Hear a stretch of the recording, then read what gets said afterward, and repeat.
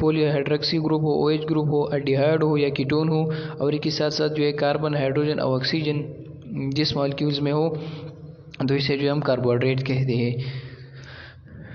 Students आपको समझ आया होगा। पहले दोबारा मैं आपको बता देता हूँ कि हाइड्रोक्सी का क्या मतलब है। हाइड्रोक्सी का मतलब है OH ग्रुप, और hydrogen mean hydrogen, oxy mean oxygen, OH group. Aldehyde mean जब मैंने आपको बता दिया कि जब ऑक्सीजन सेंट्रल लास्ट कार्बन के साथ अटैच होती है इसे हम एल्डिहाइड कहते हैं, और जब ऑक्सीजन जो है वो कार्बन के साथ सेंट्रल में अटैच होते हैं फिर इसे हम कीटोन कहते हैं। और इसके साथ साथ जो है जब वो मुश्तमिल हो कार्बन, हाइड्रोजन और ऑक्सीजन, तो जिस मालिक्यूल्स में मैंने पॉलीहाइड्रोक्सी एल्डिहाइड हो या कीटोन्स यूनिट हो, और इसके साथ साथ जो है वो मुश्तमिल हो कार्बन, हाइड्रोजन, ऑक्सीजन पर, तो फिर इसे जो स्टूडेंट्स हम कार्बोहाइड्रेट कहेंगे कि इसकी से हम जो है कार्बोहाइड्रेट कहते हैं फिर। तो चलो स्टूडेंट्स आगे डिस्कस करते हैं। इसके बाद स्टूडेंट्स क्लासिफिकेशन। आज अब हम डिस्कस करेंगे कि हम किस तरह जो है कार्बोहाइड्रेट के क्लासिफिकेशन किस तरह हुए। तो क्लासिफिकेशन ऑफ कार्बोहाइड्रेट इस तरह की carbohydrate are classified is monosaccharides, oligosaccharides and polysaccharide. अब हम डिस्कस करेंगे कार्बोहाइड्रेट जो है तो वो 3 कैटेगरी में डिवाइड की गई है। एक है मोनोसेकेराइड, दूसरा है पॉलीसेकेराइड और तीसरा है ओलिगोसेकेराइड। तो आज हम एक एक डेफिनेशन करेंगे कि मोनोसेकेराइड का जो है वो किसे कहते हैं। तो स्टूडेंट्स यहाँ पर क्या है कि monosaccharides are the carbohydrates which consist of only one polyhydroxy aldehyde or ketone unit। जैसे कि मैंने कार्बोहाइड्रेट डिफिनेशन में ही बता दिया कि एल्डिहाइड और कीटोन किसे कहते हैं और पॉलीहाइड्रोक्सी का मतलब क्या है। तो मोनोसेकेराइड है जो है ये भी यूनिट ऑफ कार्बोहाइड्रेट्स, ये जो है कार्बोहाइड्रेट्स है जो मुश्तमिल होगा सिर्फ ओनली वन पॉलीहाइड्रोक्सी एल्डिहाइड और कीटोन, मुश्तमिल होगा सिर्फ और सिर्फ वन पॉलीहाइड्रोक्सी एल्डिहाइड और कीटोन यूनिट पर। इससे ज़्यादा पॉलीहाइड्रोक्सी एल्डिहाइड कीटोन यूनिट नहीं होगा। पॉलीहाइड्रोक्सी का मतलब है कि poly mean many, hydroxy mean OH group, और एल्डिहाइड और कीटोन को जो है वो मैंने आपको बता दिए। जिसमें जिस मॉलिक्यूल्स में या जिस कंपाउंड में जिस मॉलिक्यूल्स में सिर्फ और सिर्फ वन पॉलीहाइड्रोक्सी एल्डिहाइड या कीटोन यूनिट हो तो इसे हम मोनोसेकेराइड कहेंगे। जो मोनोसेकेराइड का डिफिनेशन इस तरह है कि which consist only one polyhydroxy aldehyde और कीटोन यूनिट्स। फिर इसके बाद स्टूडेंट्स के they are the simplest sugar and can not be hydrolysed into simple sugar. इसका मतलब ये कि ये जो है सिंपल शुगर, ये जो है सिंपलेस्ट शुगर है, और इसकी ये जो है हाइड्रोलाइज मीन इसके हाइड्रोलाइज ये जो है फर्दर डिवाइड नहीं होता, इस जो है हाइड्रोजन OH ग्रुप जो है H2O वो रिलीज़ नहीं होता। तो मोनोसेकेराइड जो है ये सिंपलेस्ट शुगर है, और ये जो है हाइड्रोलाइज नहीं होता सिंपल शुगर में, जो है फर्दर हाइड्रोलाइज नहीं होता सिंपल शुगर में। इसके बाद स्टूडेंट्स इसका एग्जांपल किस तरह के मोनोसेकेराइड्स की एग्जांपल जो है ग्लूकोज की जब डिवीजन होती है तो ग्लूकोज ये जो है सिंपलेस्ट शुगर है। इसके बाद ये फ्रक्टोज हो गया, fructose and galactose are the example of monosaccharide units. तो इसके एग्जांपल जो है ग्लूकोज, फ्रक्टोज एंड गैलेक्टोज जो है ये 3 जो है ये मोनोसेकेराइड्स के एग्जांपल्स है। अब दूसरे नंबर पे स्टूडेंट्स ओलिगोसेकेराइड्स।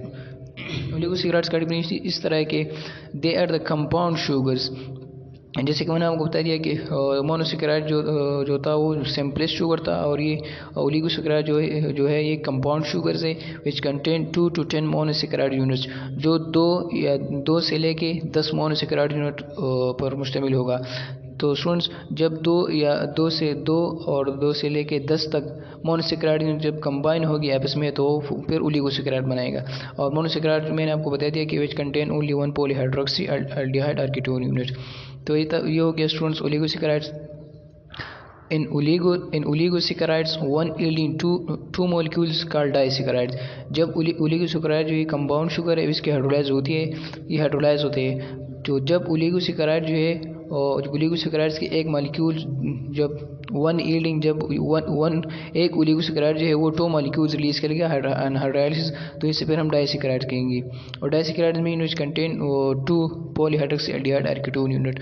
और जब एक ओलिगोसेकेराइड 3 मॉलिक्यूल्स से रिलीज करेंगे अनहाइड्रोलाइसिस तो फिर ऐसे हम ट्राइसेकेराइड कहते हैं। और जब 4 रिलीज करेंगे तो हम टेट्रासेकेराइड, और जब 5 रिलीज करेंगे अनहाइड्रोलाइसिस तो फिर इससे जो हम टेट्रासेकेराइड कहते हैं स्टूडेंट्स।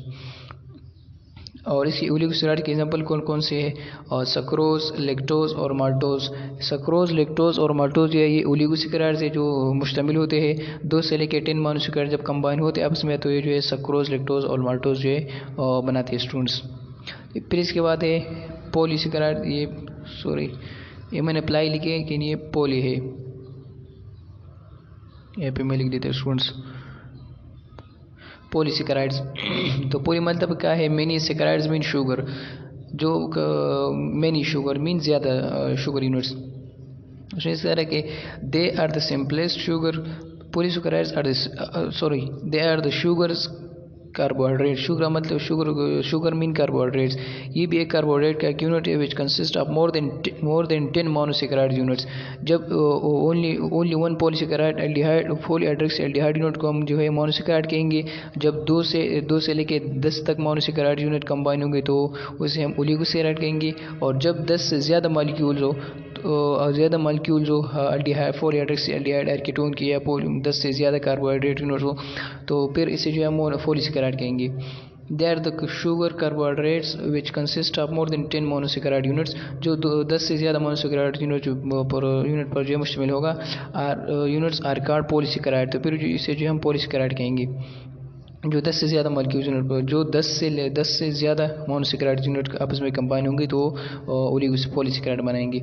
तो पॉलीसेकेराइड के एग्जांपल किस तरह स्टूडेंट्स के देखिए एग्जांपल्स इसका है सेलुलोज जो है इनडाइजेस्टेबल, ग्लाइकोजन डाइजेस्टेबल और स्टार्च।